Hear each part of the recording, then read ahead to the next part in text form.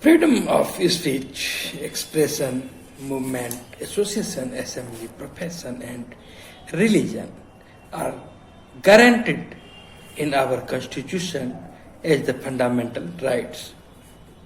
All these are ingredients of liberty.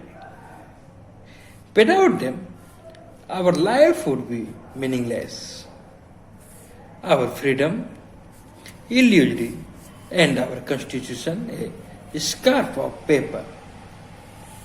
Rabindranath Tagore stressed upon the fact that liberty is a privilege which an individual has to defend daily for himself. Then there, Harold Lasky gave a clarion call that eternal vigilance is the price of liberty. Gandhiji stated that civil liberty means the fullest liberty to say and do what one likes within the framework of the ordinary law of land. He elaborated that liberty of speech means that it is unedged, even when the speech hurts. Liberty of press can be truly respected only when the press can comment upon in the severest terms and even mispresent matters. Freedom of assembly is truly respected when assembly of people can discuss everything including revolutionary ideas and plans.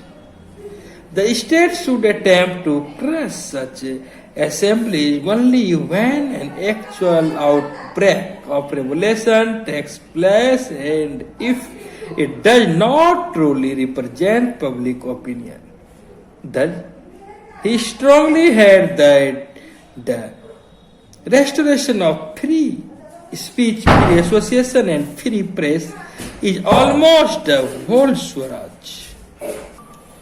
Liberty in political theory is closely associated with the nature of the state.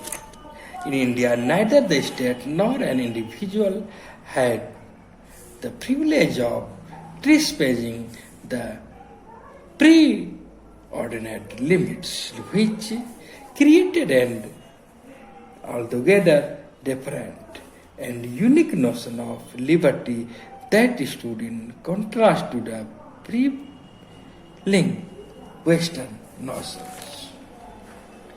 He, however, warned that civil liberty is not criminal liberty, that you cannot resort to violence in the name of liberty, whether it is incitement of violence or indulging in violence. In such situation, the state has to curb liberty and maintain public order. Even by applying force where considered very inevitable, liberty cannot thus be allowed to become a license which for sake of one's own sake results in deprivation of others' liberty.